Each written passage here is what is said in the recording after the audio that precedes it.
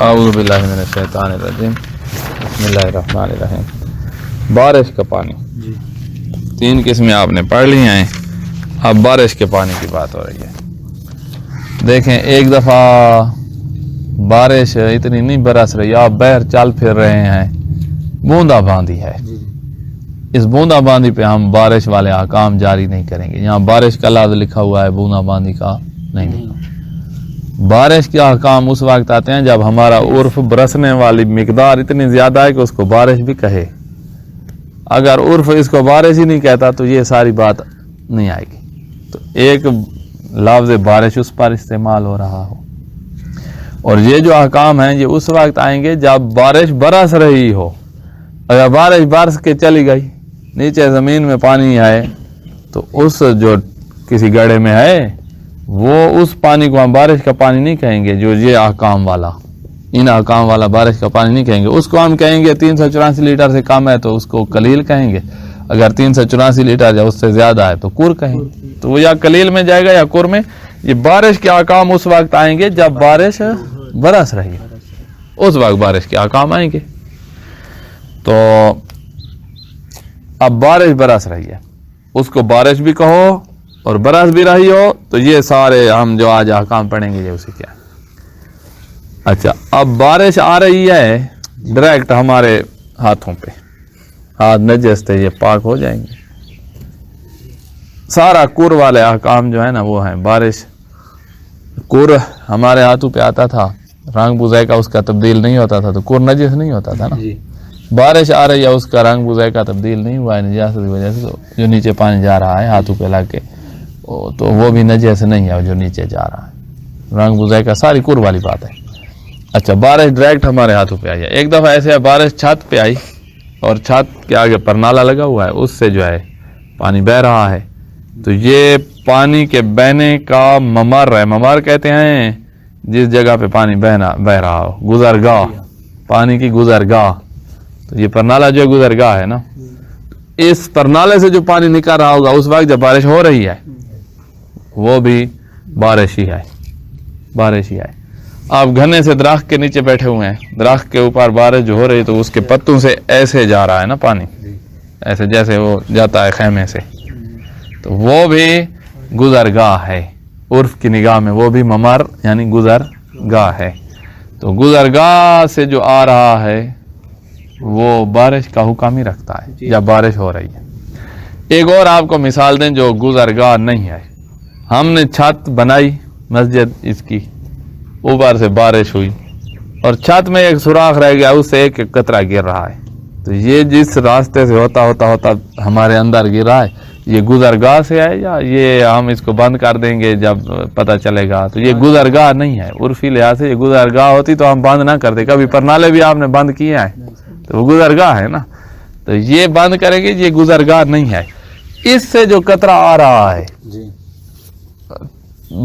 ہر second میں 2-3 قطرے آ جاتے ہیں، اتنا ہے، تو یہ اوپر سے بارش بھی خوب ہو رہی ہے۔ یہ جو قطرے اندر گر رہے ہیں نا، اس کو بارش والے احکام میں نہ لانا، کیونکہ یہ ڈائریکٹ بارش بھی نہیں آ رہی اور گزرگاہ سے بھی نہیں آ رہا، عرفی گزرگاہ سے۔ تو لہذا یہ جو قطرے آ رہے ہیں یہ قلیل پانی شمار ہوں گے۔ اب جب قلیل ہیں، اوپر سے گرے، نیچے نجاست تھی، نجاست پہ آئے، چاہے رنگ بوزے کا تبدیل نہ بھی ہو، نجس ہے۔ اور اگر بارش ہوتی تو وہ خود نجس بھی نہیں ہوتی اور جگہ بھی پاک ہو جاتی، اور اس سے گرنے کی وجہ سے اڑنے والی چھینٹیں بھی پاک ہوتی، کیونکہ رنگ بوزے کا تبدیل نہیں ہوتا۔ تو بارش کے احکام کور والے آئے۔ یہ جو قطرہ گرا ہے اندر سے چھت سے، تو یہ اس قطرے کا حکم قلیل والا ہے۔ سمجھ آ گئی؟ اب بارش کی یہاں بات ہے، بوندا باندی کی نہیں ہے، اور اس وقت بارش کی بات ہے جب وہ برس رہی ہے، برس کے چلی گئی، پیچھے جو پانی کھڑا ہے وہ یا قلیل ہے یا کور ہے، اس کو دیکھیں گے وہ کتنی مقدار ہے، تو اس پہ بارش کا نام نہ لینا۔ اچھا، فرما رہے ہیں کہ بارش کا پانی، جو چیز نجس ہو اور عین نجاست اس میں نہ ہو، کپڑا کے اوپر چھینٹیں گئی ہیں نجس پانی کی، خشک ہو گیا، اب آپ کو اس نجس پانی بھی نظر نہیں آ رہا اور اس میں خون بھی نظر نہیں آ رہا جس خون نے اس پانی کو نجس کیا تھا۔ تو جو چیز نجس ہو اور عین نجاست اس میں نہ ہو، کپڑا نجس ہے اور اس میں عین نجاست یعنی خون منی، یہ چیزیں نہیں ہیں. تو اس پر جہاں جہاں ایک بار بارش کا پانی پہنچ جائے تو وہ چیز پاک ہو جاتی ہے. این نجاست اس میں ہے نہیں، خون اس پہ لگا ہوا نہیں ہے، بس صرف کپڑا نجس تھا تو وہ اس کے اوپر بارش برس گیا، وہ پاک ہے، نچوڑنے کی ضرورت نہیں ہے. اگر نجاست لگی ہوئی ہو، بارش برسنے کے بعد بھی نجاست لگی ہوئی ہے تو پھر تو نجس ہے، وہ تو نجاست ابھی بھی لگی ہوئی ہے. پھر بارش اتنی برسے کہ وہ نجاست بھی بہہ جائے، بارش پانی بھی بہہ جائے، نجاست بھی بہہ جائے، ختم سب کچھ، اب کپڑا پیچھے پاک ہے. لیکن اگر بدن اور لباس پیشاب سے نجس ہو جائے، اب وہی 2 دفعہ دھونے والی بات آ رہی ہے، بدن اور لباس پیشاب سے نجس ہو جائے تو بنا بار احتیاط واجب ان 2 پر یعنی لباس اور بدن پر 2 بار بارش کا پانی پہنچنا ضروری ہے. بدن اور لباس پر 2 بار بارش کا پانی پہنچنا ضروری. اچھا، اب لباس کو کیا نچوڑنا ہوگا؟ کہا نہیں، بارش کا حکم کور والا ہے، کور میں بھی نہیں نچوڑتے اور اس میں بھی نہیں. نچوڑنے والا کام صرف قلیل میں ہے، قلیل نہیں ہے تو نچوڑنا نہیں ہے. اگر بارش کا پانی البتہ قالین، لباس اور ان جیسی چیزوں کا نچوڑنا ضروری نہیں ہے، کیونکہ نچوڑنے والا بات جو ہے وہ قلیل پانی میں آتی ہے. لیکن اچھا، اب وہ والی بات آ رہی ہے، لیکن ہلکی سی بوندا باندی کافی نہیں ہے. ہم بارش کی باتیں کر رہے ہیں، بوندا باندی کی باتیں نہیں کر رہے. بوندا باندی کا حکم قلیل پانی والا ہے جی، تو یہ نچوڑنا نہیں ہے، یہ ہے بارش میں.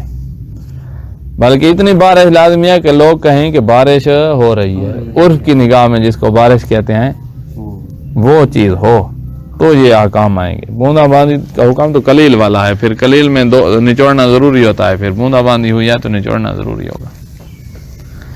سمجھ آ گئی؟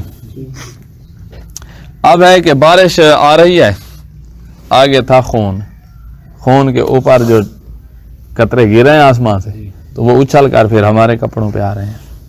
اب یہ جو اچھل کے آ رہے ہیں کیا یہ نجس ہیں، ہمارے کپڑے نجس ہو جائیں گے یا نہیں؟ تو کہا کور والا حکم ہے. کور کب نجس ہوتا تھا؟ رنگ بو ذائقہ تبدیل. یہ جو قطرے آپ کے اوپر آ رہے ہیں اگر ان کا رنگ بو یا ذائقہ ان میں سے کوئی تبدیلی ہے، اور شلوار پہ جو قطرے آئے ہیں وہ تبدیل ہو کر آئے ہیں تو پھر تو وہ نجس ہے، اور اگر تبدیلی نہیں ہے تو پھر پاک ہے. اور اگر آپ کو شک ہو کہ تبدیلی ہوئی ہے یا نہیں ہوئی تو یقین یہ ہے کہ بارش جب اوپر سے آ رہی تھی تو پاک تھی، رنگ بو ذائقہ کی تبدیلی نہیں تھی. اب شک ہے کہ یہاں آ کر تبدیلی ہے یا نہیں، تو شک کی پرواہ نہ کریں، اسی یقین کے مطابق چلیں کہ وہ پہلے بھی پاک تھی اور اب بھی پاک ہے. تو یہ قاعدہ آپ کو سمجھایا تھا، اس کا نام تھا استصحاب. استصحاب یہ ہوتا ہے کہ ایک چیز کا آپ کو یقین ہے کہ میں نے 10 بجے وضو کیا ہے، میں ان کو سمجھا دوں. آپ 10 بجے میں نے وضو کیا ہے، مجھے یقین ہے. اب 12 بجے مجھے شک ہوا ہے کہ ان 2 گھنٹوں میں وضو کہیں ٹوٹ تو نہیں گیا. شک ہوا ہے اور پیچھے یقین جو ہے اس یقین کو کھینچ کر لے آؤ. صاحب معنی ہوتا ہے کھینچنا، استصحاب معنی ہے کھینچنا. تو اس یقین کو 12 بجے کی طرف کھینچ کر لے آؤ اور شک کی پرواہ نہ کرو. ایک بندے نے واش روم جا کر طہارت کی ہے اور اس کے بعد اس نے پتہ نہیں وضو میں نے کیا ہے یا نہیں کیا، تو ہم وہ حدث کا یقین ہے کہ طہارت کیا ہے، اس کے بعد وضو کیا ہے یا نہیں کیا شک ہے، تو اسی یقین کو کھینچ کر لے آؤ کہ میں حدث کی حالت میں ہوں لہذا مجھے وضو کرنا پڑے گا.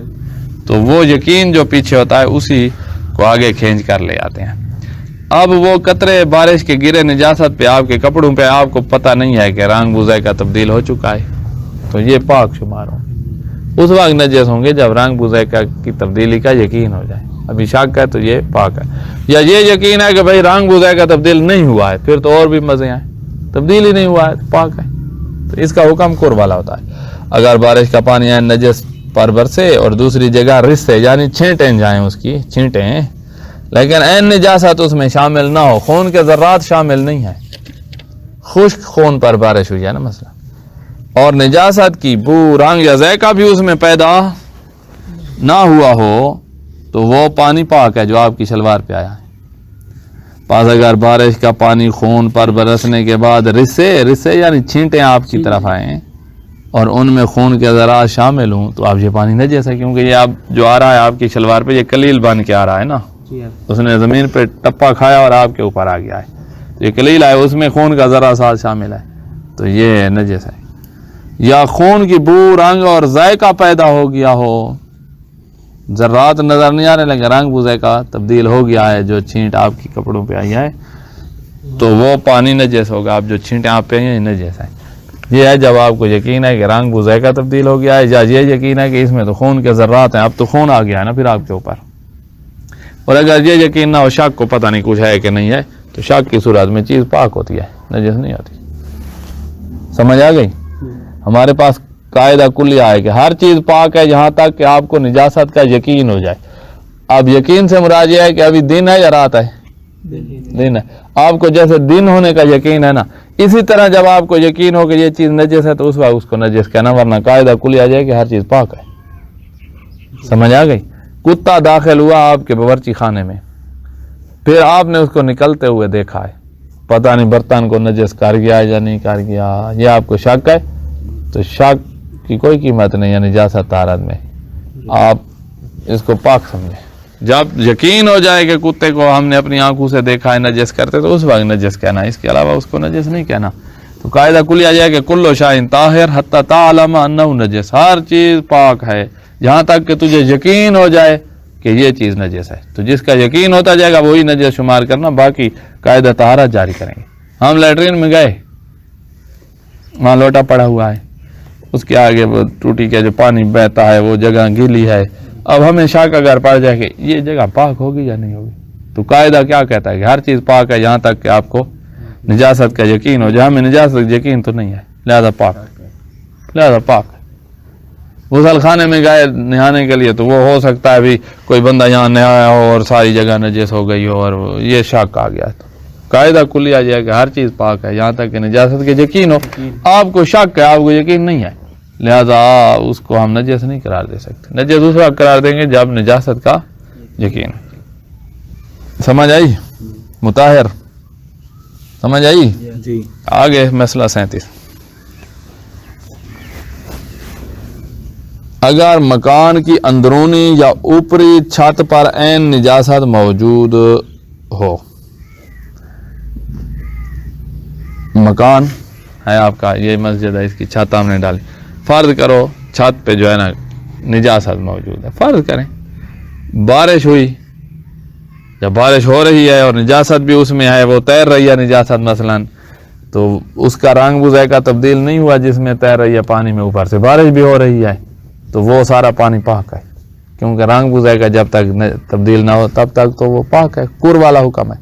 اگر بارش ٹھہر جائے اور اب تیر رہی ہے نجاست تو وہ پانی اگر آپ 384 لیٹر ہے تو پھر وہ پاک ہے کیونکہ کور ہے. اس سے کم ہے اب قلیل ہے، اور قلیل تو صرف نجاست کی ملاقات سے ہی نجس ہو جاتا ہے، اور نجاست سامنے تیر رہی ہے تو پھر تو اس کو ہم نجس کہیں گے. سمجھ آ گئی؟ اب ہے کہ چھت کے اوپر تھی نجاست، بارش برسی اور وہ پانی پر نالے سے جا رہا ہے، نجاست کو چھو کے جا رہا ہے، رنگ بوزے کا اس کا تبدیل نہیں ہوا ہے تو وہ پانی پاک ہے. اچھا، وہی پانی جو چھت پہ تھا، اوپر بارش ہو رہی ہے پر نالے سے اور تھوڑا تھوڑا وہ قطرے جو ہے وہ ہمارے کمرے کے اندر بھی آ رہے ہیں، تو وہ پاک پانی کے قطرے آ رہے ہیں یا نجس پانی کے؟ قطرہ تو قلیل ہے لیکن اوپر سے کہاں سے آ رہا ہے؟ وہ چھت پہ جو پانی کھڑا ہوا ہے، وہ جو چھت پہ کھڑا ہوا ہے وہ نجس تو نہیں ہے نا، کیونکہ بارش اس پر ہو رہی ہے. تو یہ قطرہ جو نیچے آ گیا ہے یہ بھی پاک ہے کیونکہ پاک پانی کا قطرہ ہے نا. اب یہ قطرہ نیچے زمین پہ گرا ہمارے اندر کمرے میں اور نیچے نجاست پڑی تھی اور اس سے لگا ہے، تو اب یہ قطرہ نجس ہوگا کیونکہ یہ قلیل ہے. یہ قطرہ جو ہے یہ نہ بارش ہے اور نہ ہی کور ہے، قلیل ہے. بارش کیوں نہیں کہتے؟ کیونکہ ہم کہتے ہیں بارش وہ ہوتی ہے جو ڈائریکٹ آئے ہمارے اوپر یا گزرگاہ سے ہو کر ہے، اور یہاں سے تو گزرگاہ ہے ہی نہیں، تو یہ پانی جو ہے وہ بارش شمار نہیں ہوگا، یہ قلیل ہوگا. تو جب تک وہ نیچے نجاست اگر نہ ہو، آپ کی چارپائیوں کے ساتھ نجاست نہیں ہے نیچے، تو وہ قطرہ جو گرا ہے وہ پاک ہے. اگرچہ اوپر نجاست تھی اور لیکن وہ بارش ہو رہی تھی نا، تو یہ قطرہ پاک پانی کا آیا ہے تو یہ پاک ہے. اگر مکان کی اندرونی یا اوپری چھت پر عین نجاست موجود ہو، اندر نجاست ہے یا اوپر چھت پر ہے، تو جب تک بارش اوپری چھت پر برس رہی ہو تو جو پانی نجاست کو چھو کر اندرونی چھت سے ٹپکے، اوپر جو تھا نجاست تھی اور وہ آپ کی چھت سے ایک ایک قطرہ ٹپکا ہے یا پرنالے سے گرے, پانی بارش کا نجاست کو لگ کر پرنالے سے گر رہا ہے تو یہ پاک ہے, کیونکہ اس میں رنگ ذائقے کی تبدیلی نہیں, اور بارش بھی ابھی برس رہی ہے تو وہ پاک ہے. لیکن جب بارش تھم جائے, اب بارش گئی رک, اور یہ بات علم میں آئے کہ اب جو پانی گر رہا ہے وہ کسی نجاست کو چھو کر آ رہا ہے, تو پانی پھر نجس ہوگا, کیونکہ اوپر ہے کلیل, کور تو ہے نہیں, کلیل پانی ہے, چھتوں پہ کور تو نہیں کھڑے ہوتے نا, اوپر نالے سے بہ جاتے ہیں, چھت پہ تھوڑا سا کھڑا ہے اور نجاست اس میں پڑی ہوئی ہے, وہ سارا ہو گیا نجس, بارش تو گئی رک, اب جو قطرہ نیچے گرے گا وہ نجس ہے. جب بارش ہو رہی تھی تو اس وقت وہ پانی پاک تھا, اگرچہ کور سے کم تھا چھت پہ, لیکن وہ پاک اس وجہ سے تھا کہ بارش ہو رہی تھی. اس وقت والا قطرہ جو اندر آیا ہے وہ پاک ہے, اور بارش رکنے کے بعد جو قطرہ اندر آیا نجاست کو لگ کے وہ نجس ہے. یہی دقتیں کرنی ہوتی ہیں فقہ میں. اسی طرح آپ دقت کے ساتھ چلیں گے ساری فقہ آسان ہے. ابھی وہ یہ سب ہم پڑھ لیں گے نا, آپ کو وہ قاعدہ کلیہ دیں گے, قواعد کلیات آپ کے پاس جب ہوں گے آپ انہی کی تطبیق کرتے رہیں گے. لوگ جو آپ سے مسئلہ پوچھیں گے آپ کے قاعدے کے مطابق آ رہا ہے آپ بتا دیں. یہی جو قاعدہ ہم نے پڑھا ہے کہ ہر چیز, جو چیز بھی جس نجاست سے نجس ہو جائے, جس پانی میں دھو رہے ہوں ایک بار دھو. اب پیشاب اور لباس بدن کی بات علیحدہ کریں گے, برتن کے اندرونی جانب نجس ہے اس کی بات علیحدہ کریں گے, باقی تو سینکڑوں مثالیں آپ کے سامنے آئیں گی اسی قاعدے کے ساتھ حل ہوں, اسی قاعدے کے مطابق ہوں. آگے مسئلہ 38, جس نجس زمین پر بارش برس جائے, جو نجس ہو زمین, اوپر بارش برسی ہے تو وہ زمین پاک ہو جائے گی, تو وہ زمین یعنی وہ پاک ہو جاتی ہے. اور اگر بارش کا پانی زمین پر بہنے لگے, اور وہ زمین پہ بارش کا پانی بہ رہا ہے, اور بہتے بہتے ادھر دیکھیں نا, یہ جگہ اونچی ہے نا, وہ بہ رہا تھا پانی بارش کا, ہماری مسجد میں تہ خانے میں داخل ہو گیا ہے, ادھر سے بارش ہو رہی ہے, پانی بہ رہا ہے, وہی ادھر داخل ہو گیا ہے. اگر ادھر تہ خانے میں نجاست پڑی تھی تو یہ نجاست کے ساتھ جب ملاقات کر رہا ہے تو اس کو قلیل پانی نہ کہو, کیونکہ اوپر سے بارش ابھی برس رہی ہے اور عرفی راستے سے, عرفی گزرگاہ سے یہ اندر آ گیا ہے. اس کو بھی جاری کہیں گے, جاری کیوں, جاری 3 مہینے چل رہی ہے بارش, یہ بارش کا پانی ہے, یہ سارا بارش کا پانی ہے. تو بارش ہم نے کہا ہے کہ ڈائریکٹ آپ کے اوپر آ رہے یہ بارش ہے, یا گزرگاہ جو عرف کی نگاہ میں ہوتی ہے اس سے گزر کے آ رہی ہے وہ بھی بارش ہے. اب یہ دروازہ گزرگاہ ہے, ادھر سے جو زیادہ ہوا اندر چلا آیا, اندر جتنی نجاستیں پڑی تھی سب کو پاک کر ڈالے گا, اور خود بھی نجس نہیں ہوگا, چاہے 384 لیٹر سے کم ہے, کیونکہ پیچھے بارش سے اتصال ہے نا اس کا. روشن دان ممر نہیں ہے, روشن دان گزرگاہ نہیں ہے, وہاں سے وہ ایسے ہوا ہے کہ بارش برس رہی تھی, ادھر سے ہوا کا جھونکا جو ہے تو وہ چاند قطرے اندر آ گئے ہیں, تو یہ ممر نہیں ہے, یہ گزرگاہ نہیں ہے. میں ممر کہہ دیتا ہوں, ادھر کا لفظ ہے نا نجف کا. آپ فقہ کو ایسے پڑھیں کہ آپ نجف جائیں تو آپ کو بہت اچھی فقہ آتی ہو, پھر وہاں پر باز خارج میں جائیں اور مجتہد کو بیٹھنے نہ دے, سوال پہ سوال ہو, سوال جواب سے علم بہت بڑھتا ہے. ہم نے استاد سے پڑھ کے جو سیکھا ہے اس سے زیادہ کچھ ہم کہیں تو کوئی حرج نہیں ہے, ہم نے سوال کر کے سیکھا. بارش کا پانی ابھی آپ کے ذہن میں جو سوال آتا ہے آپ کر دیا کریں, اس میں شرم, آج سے ہی اپنے شرم ختم کریں. آپ نے رہبر بننا ہے اپنی قوم کا, اور کل کو مولا امام زمانہ کے لیے آپ نے لشکر جمع کرنے ہیں, اور آپ نے مومنین کو تیار کرنا ہے. تو رہبر کے پاس بہت علم ہونا چاہیے. سوال جو ذہن میں آئے, سارا دن ہم آپ کے ساتھ ہیں, پوچھتے جائیں, اپنا علم بڑھاتے جائیں, پوچھتے جائیں, بڑھاتے جائیں, اور اس طرح پھر آپ ایک عظیم انسان بن جائیں گے, ایک عظیم شخصیت بن جائیں گے, اور جہاں بھی بیٹھیں گے مذہب اہل بیت کے نمائندہ بن کر بیٹھیں گے. مولا امام جعفر صادق علیہ السلام اپنے اللہم صلی علی محمد, جو خاص لوگ ہوتے تھے ان کے اپنے پاس نہیں رہنے دیتے, جاؤ مختلف علاقوں میں. ایک بندہ پیسے لے آیا, مولا گھر لینا چاہتا ہوں, مولا نے غریبوں میں تقسیم کر دیا اور جنت کی رسید لکھ کر دے دی. ادھر گھر لینے کی جگہ ادھر نہ لے دوں کہ ایک دیوار اس کی لگے سید المرسلین کے گھر کے ساتھ, دوسری طرف مولا امیر المومنین, اور تیسری طرف مولا امام حسن, اور چوتھی طرف مولا امام حسین, اہل بیت کے درمیان لے کر دیتا ہوں. تو لے دیا, پھر رسید وہ لے کر وہ بھی خوش خوش آیا, ادھر سے اپنا سب کچھ بیچ کر گیا تھا, پھر اپنے وطن آ کھڑا, اس لیے بھیجتے تھے کہ یہ جو بلند کردار لوگ ہیں نا، لوگ ان کو دیکھیں گے تو ان کو پتہ چلے گا کہ اہل بیت کی زندگی کیسی ہے، سیرت کیسی ہے، ان کے شاگرد اتنے اچھے ہیں تو وہ خود کتنے اچھے ہوں گے، تو پھر وہ لوگ دوسرے بھی دیندار اور مومن بنتے جائیں گے، اور اس طرح بنے آئے بلند کردار لوگوں کی وجہ سے لوگوں نے تشیع قبول کیا ہے اور شیعہ ہوئے ہیں۔ تو یہ آپ نے رابر بننا ہے بھائی لوگوں کا، رابر کے پاس ٹھیک ٹھاک علم ہو، اور علم آتا ہے سوال کے ساتھ، آپ کو مکمل اجازت ہے جس قسم کا سوال آپ کے ذہن میں آئے۔ اچھا، بارش کے پانی پہ کام جاری پانی والے ہوں گے؟ کور والے، کور والے ہوں۔ کور اس لیے ہم نے پہلے کہا یہ کور کی طرح ہی ہے۔ اچھا، جس نجس زمین پر بارش بر جائے وہ پاک ہو جاتی ہے، اور اگر بارش کا پانی زمین پر بہنے لگے اور بارش کے دوران، بارش ہو رہی ہے، بارش کے دوران ہی چھت کے نیچے یہ جو زمین ہے کسی نجس مقام تک پہنچ جائے تو اسے بھی پاک کر دے گا، ایسے ہے جیسے کور آیا ہوا ہو، چاہے اس کی مقدار 384 لیٹر سے کم ہے لیکن پیچھے بارش سے اتصال ہے، بادلوں سے اتصال ہے، ایسے آ رہا۔ اچھا، نجس مٹی ہے، یہ ادھر مٹی پڑی ہوئی ہے، ریت ہم نے منگوائی ساری نجس ہے، اوپر بارش ہو گئی اور ہر جگہ تک پانی پہنچ جائے تو وہ سارے اس کے ذرات جو ہیں وہ پاک ہو جائیں گے۔ خوب بارش ہو گئی، ہر جگہ پانی پہنچ جائے تو وہ پاک ہو جائیں گے۔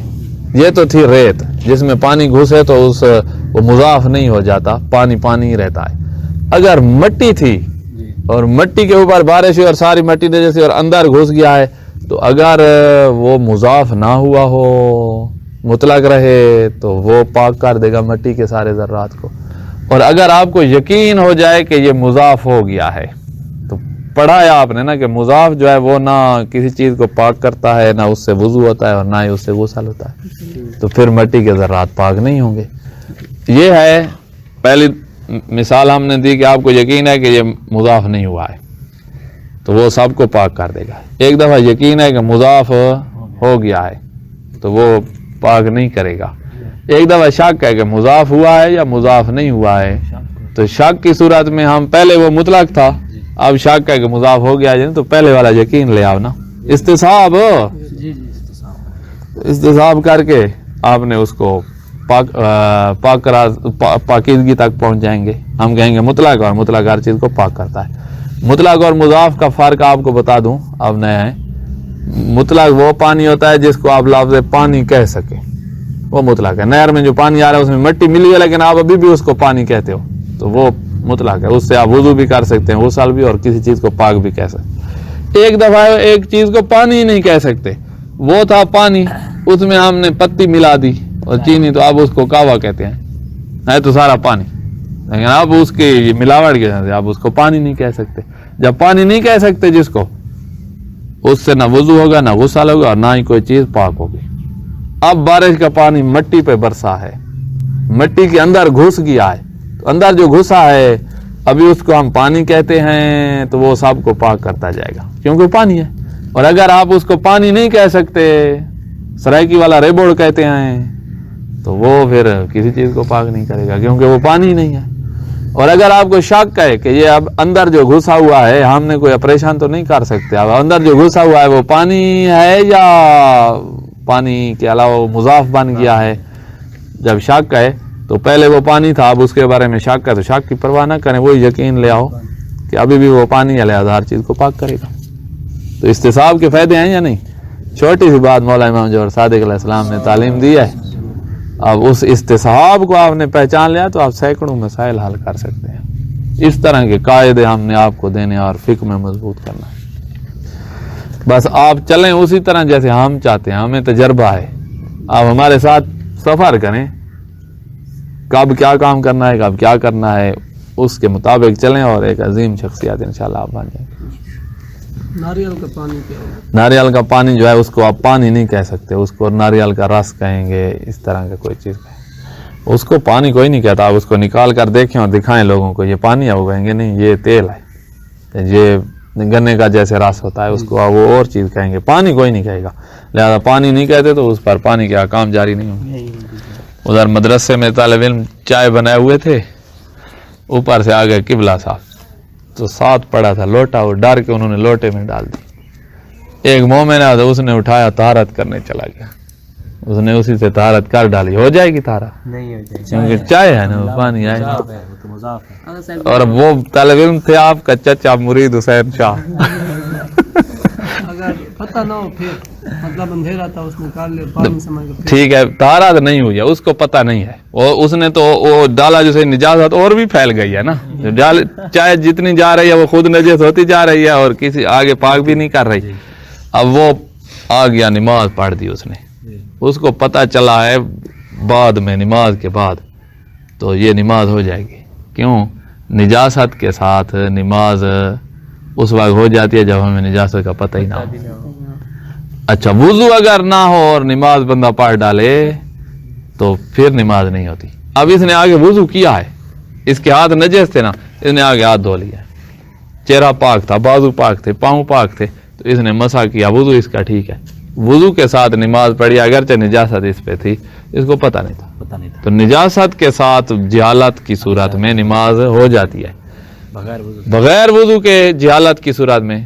اس نے سمجھا میں وضو کیا ہوا اور وضو نہیں تھا, جہالت کی صورت میں یہ نماز دوبارہ پڑھنی پڑے گی. تو حدث معاف نہیں ہے. ہاں, دوسرے کو بتانا مطلب وہ بتا دیتے ہیں, اگر دوسرا کہہ دیں کہ ہاں کیا ہوا, ضروری ہے کہ یہ نجس ہے, مطلب اس سے پاک نہیں, ہم پہ ضروری نہیں ہے, ضروری نہیں. کسی دوسرے کا موضوع بیان کرنا ضروری نہیں. ہاں, اپنے بچے ہیں تو وہاں تعلیم الجاہل ہوتی ہے, جہل کو تعلیم دیتا بتانا. یہ اپنے بچے ہوں, گھر کے. قرآن کہتا ہے نا, کو انفسکم و اہلیکم نارا, بچاؤ اپنے آپ کو اور اپنے اہل و عیال کو جہنم سے. یہ تو نہیں کہا نا باقی مومنوں کو بھی. تو لہذا تعلیم, اپنے بچے سے غلطی ہو رہی ہے ہمیں پتہ ہے تو پھر اس کو بتائیں گے, دوسروں کو بتانا واجب نہیں. کہا ہے کہ اس کو آہستہ آہستہ آپ یہ پوچھیں گے نا, آپ ماہر ہوتے جاؤ گے انشاءاللہ. جیسے انہوں نے کہا ہے کہ ابھی پھر صاحب ابھی آپ نے کہا ہے کہ جیسے شک ہو کہ وضو کیا ہوا ہے اور وضو نہ کیا, اگر دو شخص کہہ دیں کہ وضو کیا پھر ہوں گے, عادل گواہی دے دیں, ہاں پھر ہو جائے گا. یہ آپ پڑھیں گے آگے انشاءاللہ, موضوع کیسے ہوتا ہے, حکم کیا ہوتا ہے, سب ابھی آپ ابتدا میں ہو. اور یہ سوال کرتے آؤ, جو سوال ذہن میں آئے. اب ہم اور آپ 24 گھنٹے یہی ہیں, ہمیں باہر جانے کو دل ہی نہیں کرتا, یہاں پیچھے آپ کو اکیلا چھوڑ کے. مجبوری لے جاتی ہے, کبھی جمعہ ہوتا ہے, کبھی جنازہ, کبھی کھول, کبھی مجلس. اور وہ بھی اس لیے جاتے ہیں کہ آپ کی طرح اور طالب علم آ جائیں, جو سنیں گے حدیثیں آیات سنیں گے وہ پھر طالب علم بن جاتے ہیں. تو ایک اچھا خاص عادت میں مولا امام زمانہ کو دینا چاہتا ہوں, ایک اچھا عادت مولا کی خدمت میں, کہ یہ ہم یہ کر سکتے تھے آپ کے لیے, یہ قبول فرمائیں اور اپنے مددگاروں میں شمار کر لیں تو آپ کی مہربانی ہوگی. تو پھر ایک اچھا خاص عادت پھر آپ بھی بنائیں گے, تو انشاءاللہ ہم مولا کو لے آئیں گے ظہور کی طرف. پردہ غیبت میں انصار کی قلت کی وجہ سے ہیں, مددگار مل جائیں تو کیوں پردہ غیبت, کیوں کنجوسی ہوگی, اور کیوں جو ہے نا لوگ جہنم میں جا رہے ہیں ان کو بچانا مولا امام زمانہ نے بچانا نہیں ہے. تو وہ مجبوری یہ ہے کہ دشمن زیادہ ہیں, مددگار ہیں نہیں. ابھی طلاق کا صیغہ پڑھنا ہو نا تو اس میں ہمیں 2 عادل گواہ چاہیے. عادل وہ ہوتا ہے جو واجبات کو ادا کرے اور حرام سے رکے. ایسے والے 2 بندے ڈھونڈنے ہو نا, ہمیں بہت فونیں کرنی پڑتی ہیں, ہمیں بندے نہیں ملتے, شہروں کے شہر عادل بندے سے خالی. تو طلاق کا صیغہ جو ہے ہم پھر کہہ دیتے ہیں کہ آج جاری نہیں ہو سکتا, وہ بندے ہی نہیں ملے ہمیں. جب عادل گواہ ملیں گے, پھر 2 بندے نہیں مل رہے ہوتے. حالات یہ ہو گئے ہیں, دینداری سے دوری ہو گئی ہے, لوگ دنیا پرستی ہے, مال مال مال مال, اور پھر اسی میں مر گئے. پھر مر گئے. اس نے کیا کیا, دنیا میں نہ آتا تو اچھا تھا. خالی ہاتھ آیا تھا, کپڑے بھی نہیں تھے جب آیا تھا, اور اب جا رہا ہے تو اپنے کپڑے بھی نہیں ہے, اور کفن پہناتے ہیں, اور اپنی زندگی اسی میں برباد کر دی, سب کو یہیں چھوڑ کے جا رہا ہے. جیسے ہم نجف میں گئے, ہمیں پتہ تھا ہم مسافر ہیں, تو اپنے لیے کچھ بھی نہیں بنایا, جیسے گئے تھے ویسے آ گئے. بس وہ کتابیں لی ہیں جو ہماری جہاں کی ضرورت تھی, وہاں جو ہے وہ جو کچھ تھی سب کچھ وہیں کا ہو گیا. تو اسی طرح ہم مسافر ہیں, اس دنیا میں بھی چھوڑ کے چلے جانا ہے. اپنا زاد راہ اکٹھا کریں. وہ بندہ خوش قسمت ہے جو مرنے لگے تو اہل بیت اس کو لینے آ جائیں, یہ بڑی خوش قسمت. اور اس تک پہنچنے کے لیے یہ دنیا کی زندگی میں محنت چاہیے. گندے بندے کو کون اپنے ساتھ لینے آتا ہے, ہم نہیں بٹھائیں گے اپنے ساتھ, شرم آتا ہے لوگوں سے. تو انبیاء کے سامنے, ملائکہ کے سامنے اہل بیت اس گندے بندے کو لینے آ جائیں, ایسے بھی ہو سکتا ہے؟ نہیں ہو سکتا. اچھا, مسئلہ نمبر 39, نجس مٹی کے تمام اجزاء تک اگر بارش کا پانی پہنچ جائے تو وہ پاک ہو جائے گی نجس مٹی, بشرطے کہ انسان کو یہ یقین نہ ہو کہ پانی مضاف ہو گیا. یہ یقین نہیں ہے نا, شک ہے کہ پانی مضاف ہوا ہے یا نہیں, تب بھی اس کو مطلق کہیں گے اور پاک شمار کریں گے. جی اگر یقین ہو گیا ہے کہ یہ مضاف ہو گیا تھا تو پھر تو مضاف تو پاک نہیں کر سکتا نا, بشرط تو یہ مٹی پاک ہو جائے گی بشرطے کہ انسان کو یہ یقین نہ ہو کہ مٹی سے ملنے کی وجہ سے بارش کا پانی مضاف ہو چکا ہے. اگر آپ کو یقین ہو کہ بارش کا پانی مضاف ہو گیا تھا تو وہ تو پھر پاک نہیں کر سکتا. یہ یقین نہیں ہے, شک ہے مثلا کہ مضاف ہوا ہے یا نہیں, بس ٹھیک ہے پاک ہے. یا یقین ہے کہ مضاف نہیں ہوا تو بھی پھر پاک ہے. تیسری صورت ہے یقین ہو جائے کہ مضاف ہو گیا ہے تو پھر وہ پاک نہیں کرتا. اچھا آگے, تھک تو نہیں گئے؟ اچھا, اگر بارش کا پانی ایک جگہ جمع ہو جائے, خواہ ایک کور سے کم ہی کیوں نہ ہو, بارش ہو رہی ہے, پانی گڑھے میں جمع ہو رہا ہے, کور سے کم ہے, اس گڑھے میں آپ نے نجاست پھینک دی, اوپر سے بارش ہو رہی ہے, تو ابھی بھی یہ کور پانی کے حکم میں ہوگا, یعنی جب تک رنگ بوزائی کا تبدیل نہ ہو یہ پاک رہے گا. رنگ بوزائی کا تبدیل نہیں ہوا, بارش ہو رہی ہے, تسلسل نہیں ٹوٹا. ایک دفعہ ہے بارش رک گئی ہے, اب آپ کے پاس ہے کور سے کم گڑھا ہے, اس گڑھے میں آپ نے نجاست پھینک کیا تو آپ تو قلیل پانی ہے, کیونکہ بارش رک گئی ہے نا, تو آپ نجس ہو جائے گا. تو کور سے کام ہی کیوں نہ ہو, بارش برسنے کے وقت, اگر بارش برسنے کے وقت اگر کوئی نجس چیز اس میں دھوئی جائے اور پانی نجاست کی بو, رنگ یا ذائقہ قبول نہ کرے, پانی ویسے کا ویسا رہے, رنگ بو ذائقے میں تبدیلی نہ ہو, تو وہ نجس چیز پاک ہو جائے گی اور پانی بھی پاک رہے گا, کیونکہ اوپر بارش ہو رہی تھی. اور اگر بارش رک گئی اور گڑھے میں پانی جو کھڑا ہے وہ 384 لیٹر سے کم ہے, وہ قلیل ہے, اور قلیل سے تو جیسے نجاست کی ملاقات ہو جاتی ہے فوراً نجس ہو جاتا ہے. سمجھ آئی؟ تو وہ کور ہوتا تو پھر تو وہ اس وقت تک نجس نہ ہوتا جب تک رنگ بوزائی کھاتا. کور ہوتا ہے 384 لیٹر, وہ ہے 384 لیٹر سے کم, قلیل ہے, قلیل پانی والے آکام جاری ہوں. اچھا آگے 41, اب ہے کہ زمین نجس ہے, اس کے اوپر یہ قالین بچھی ہوئی ہے, بارش خوب ایسے ہوئی کہ قالین سے گزر کر زمین میں گھس گئی ہے, تو وہ قالین بھی نجس نہیں ہوگی, نیچے زمین بھی پاک ہو جائے گی. اگر نجس زمین پر بچھے ہوئے پاک قالین وغیرہ پر بارش برسے اور اس کا پانی برسنے کے وقت, اسی وقت جب برس رہی تھی, برسنے کے وقت قالین سے نجس زمین پر پہنچ جائے تو قالین بھی نجس نہیں ہوگا اور زمین بھی پاک ہو جائے گی, بارش جو آ گئی ہے. اور اگر بارش رک گئی ہے, اب قالین سے پانی نیچے پہنچا ہے, تو اب وہ قلیل پانی پہنچا ہے نا, تو وہ نیچے زمین نجس تھی, وہ پانی جو پہنچا ہے وہ پانی نجس ہو جائے گا اس زمین کی وجہ سے, اور وہی پانی پھر قالین کو لگ رہا ہے. یہ قالین اگر اس بارش رکنے سے پہلے پاک ہو جائے پھر تو ٹھیک ہے, رک جائے, رک جائے. پھر نہ نجس زمین پاک ہو گئی ہے, قالین اب کیسے نجس ہوگی, نیچے تو زمین پاک ہو گئی ہے. اب آخری ہے کنویں کا پانی. کنویں کے پانی سے وہ پانی مراد نہیں ہے جو ڈول آپ نے بھرا اور ڈول میں اٹھائے ہوئے ہیں, وہ تو قلیل پانی ہے, وہ 384 لیٹر سے کم ہے. کنویں سے مراد یہ جو ابھی ہم پڑھیں گے, کنویں سے مراد ہے وہ جو تہ میں پانی کھڑا ہے, وہاں اتر جائیں, وہاں کی بات ہو رہی ہے. ہاں, پہلے زمانوں میں کنویں ہوتے تھے, آپ کے گھر کے آگے کنواں ہوتا تھا چھوٹا سا, پرانے گھر کے آگے, اس میں سارے جو پڑوس والے تھے وہیں سے پانی بھرتے تھے. تو یہ پھر نل کے بعد میں آیا, پھر نلکے کی جگہ موٹر آ گئی ہے, بٹن دباؤ اور پانی پانی ہے. اللہ کی مہربانی نہیں ہے کہ اتنا پانی زمین میں ہے, اتنا کہ اگر سارے بکھر والے اپنی موٹریں چلا لیں تو کسی کی موٹر میں یہ نہیں ہوگا کہ پانی کم پڑ گیا.